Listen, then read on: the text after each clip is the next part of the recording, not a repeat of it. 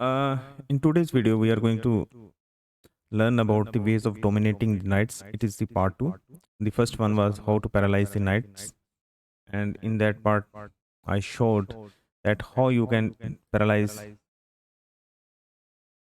Sorry, in that part, I showed that how you can paralyze your opponent knights by playing the moves like uh, G3, H4, H5. When the opponent knights are present over here on G6 and on B6, and same concept is done with these moves. When the point is that when the opponent's knights over there are sorry controlling these important squares where you want your pieces to be. So this is the way you dislodge that knights.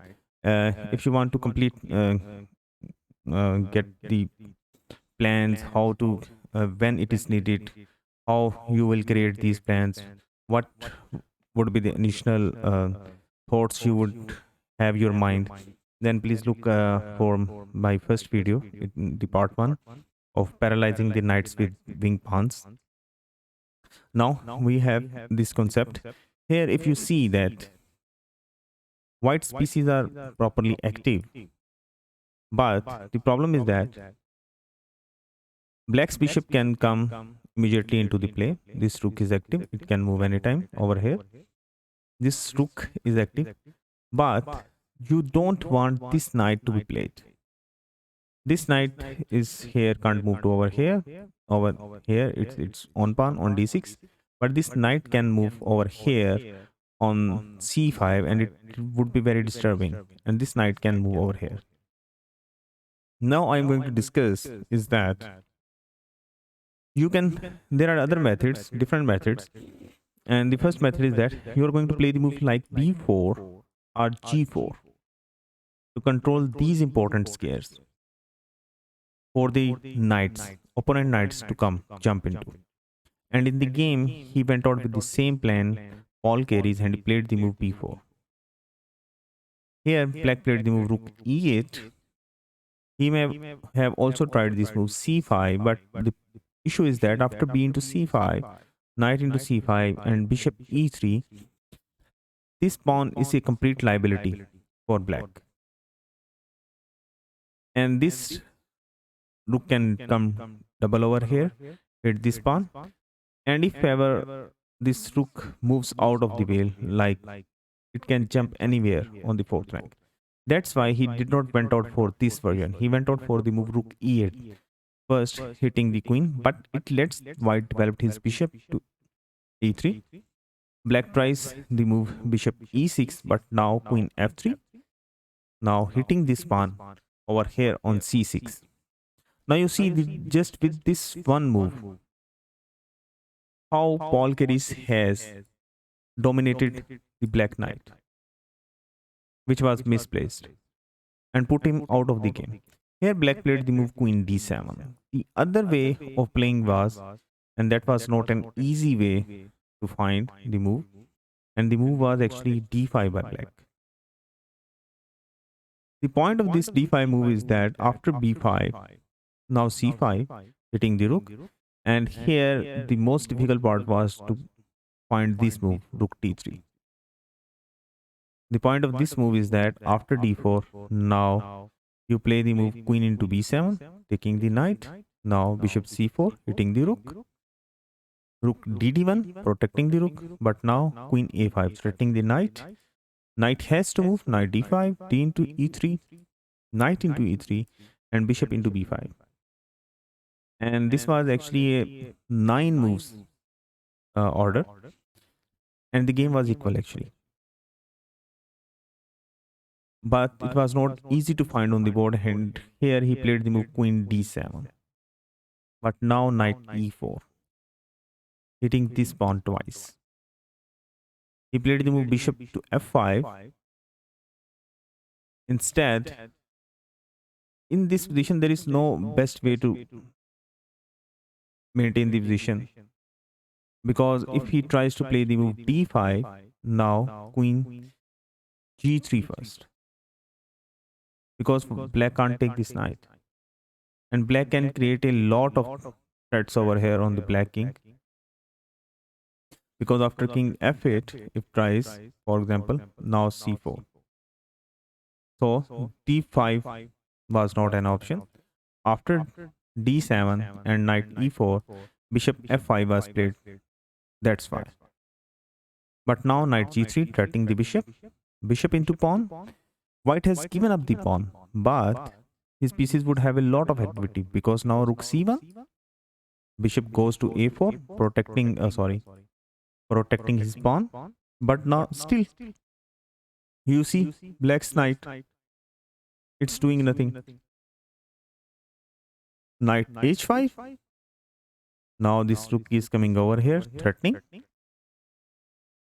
f5 was played by black, but now rook f4, going after the pawn. Rook e7, giving away the pawn, because this pawn was threatened. So rook into f5, rook f7, challenging the rook. And here there was a very beautiful tactic. I want you people to pause the video and think. It was a very beautiful tactic. That how you can win a pawn. The tactic is difficult one, not easy one, but how you can win back the pawn. Win your second pawn, actually first pawn properly. And the move was knight into g7. If king into g7, the problem is that queen g3 check, king f8, and this is a mate in 5. I want you people to work it at home and put the solution in the comment section. So in the game, he went out for the move rook into g7, but now bishop h6, threatening the rook. The rook can't be moved because of our this scare. It would be a mate. Rook, queen. It would be a mate. So queen e7, but now bishop into g7, queen into g7, now h4, threatening to play the moves h5 and h6, but now h6. And after this move, black resigned. I want you people to pause the video and take that in your mind that this queen is very misplaced. How you can counter this queen? White played the move and black resigned. And the move was rook c4, because now this rook is coming over here. This rook is controlling the whole, rook and queen is controlling the whole file. So from over here, you must have understood that how you can dominate already poor piece, already poor knight of black by just playing the move b4. So this we come to our second example. This game was played between Galler and Mikhal Cheesum in Tbilisi, USSR Championship 1978. I have given already the book name. You can check that out. It is a very good book. I would suggest you people to have that book.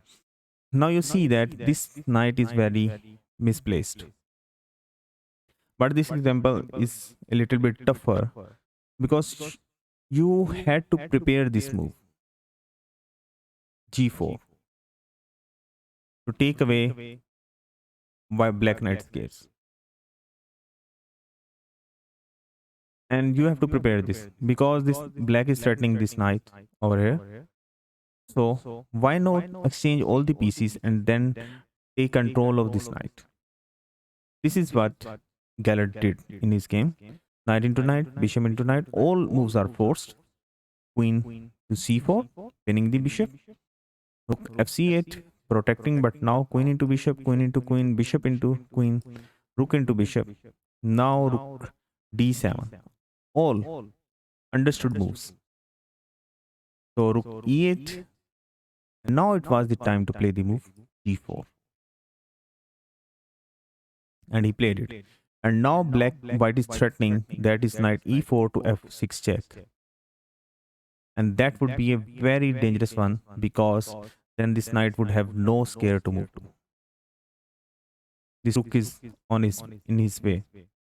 Black tried desperately h5, but now h3 by Galler. H into g4, h into g4, b5 was played by black. Now a into b5, a into b5. Now knight e4, going after that check. Black had nothing better to take the pawn. I am going to show you that what happens if black can't vacate this rook because this bishop is falling. So black tried to grab as many pawns as he could. Rook into c2, knight f6 check, bishop into f6, e into f6. Now rook into b2, grabbing the second pawn, but now f into g7, f5 by black. Now rook f3. Why rook f3? Why not to take the pawn? The problem is that if you grab the pawn into f5, you will still have to play the move rook f3. And black can just give the check.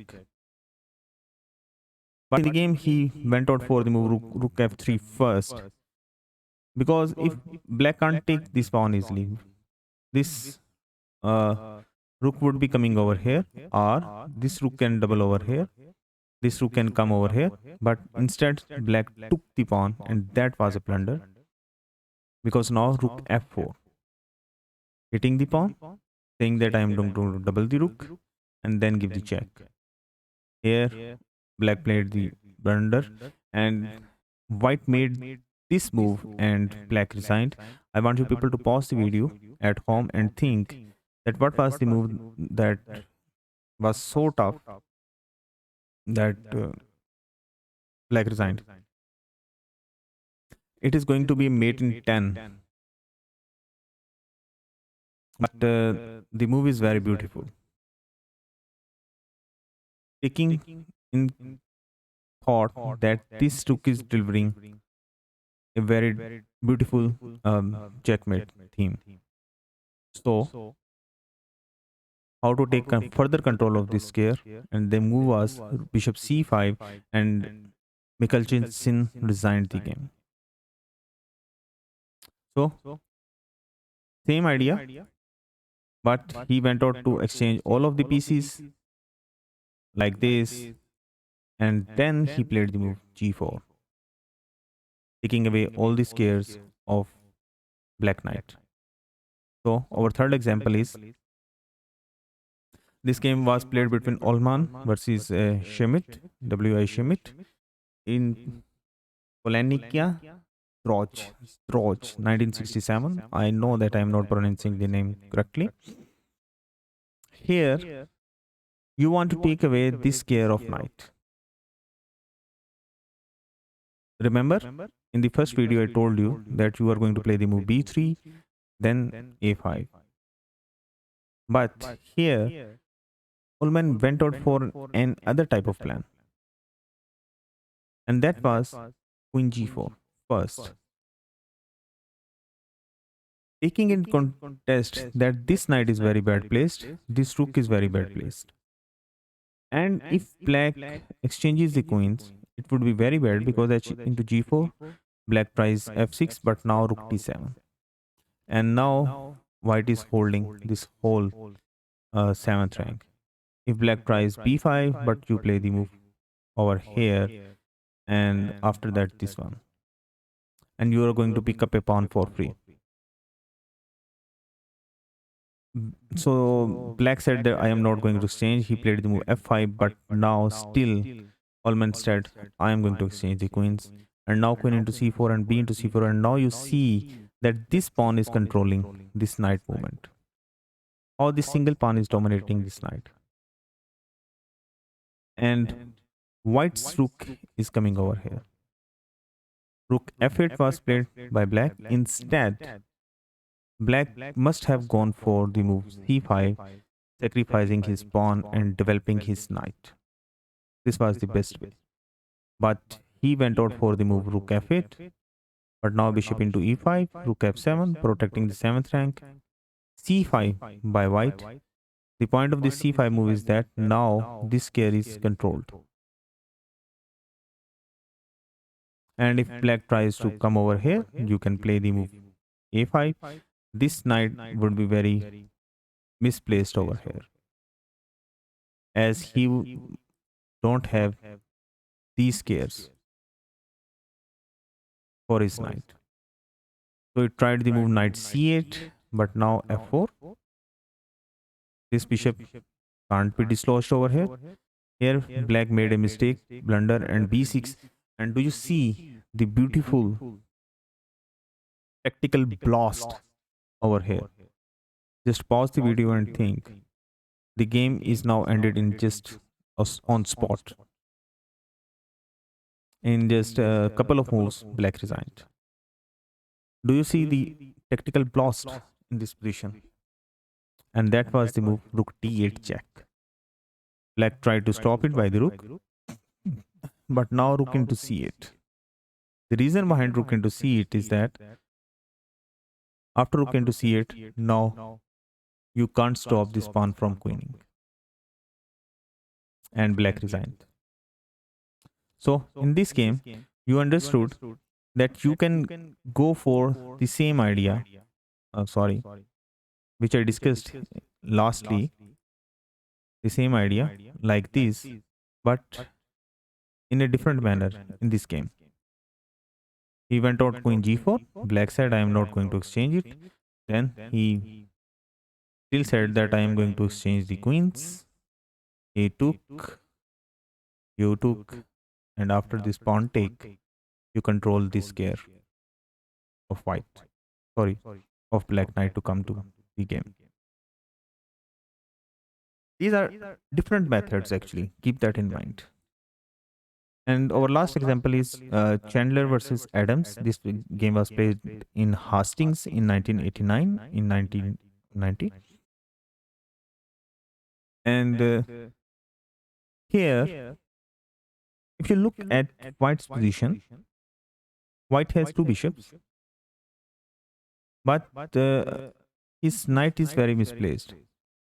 So what do you think that what is the best square for this knight? And the best square for this knight is this one, d4. So white is going to maneuver this knight to f3 to d4. Now you see white's plan. I'm going to flip the board. It is black's to move. You know the white's plan over here, that he want to maneuver the knight from f3 to d4. And then his knight would be very active. You're going to use the same concept which I told you people. Remember in the first video that g6 or g3 or h4 like that, there you hit the knight with this pawn, h4 move like. But in this game, it would be different. How you can take control of this square. And here in this game, Adams started with the move b6. White went out for his idea, knight f3. But now do you see that how you can take control of this square? And he played the move bishop c5.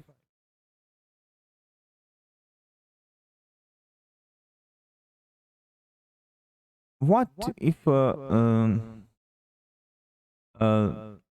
what else white can play? Black can just pick up this pawn also. But this pawn is not going anywhere. By this maneuver, black can pick this pawn, but this pawn is not going anywhere. The problem is this knight coming over here. So you have to stop it first. So that's why bishop c5 first. And if you play this move, for example, knight a5, bishop d4, now this bishop is active. You play the move knight into c4, now h4 by white. And after the moves, black can bring his rook this way. So you do not allow this.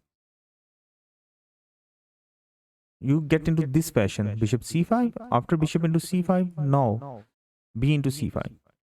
This pawn is not going anywhere. Now you can play the move knight a5, and then you can take this pawn. And now this knight is not active. This knight over here can jump over here, but it would be just let black develop his pieces. And in the long run, this game went out to be, I don't remember correctly. It was a draw actually, or it was win for black. But you have, the point was to let you people understand the concept, and in this way you have properly understood that how it happened. So in the end, I would also again suggest the ideas I have seen in this book, I have not seen in many of the books, positional ideas, and it is an important book you must have actually. So if you like my video, kindly hit this bell icon button, subscribe, like, and share if you like.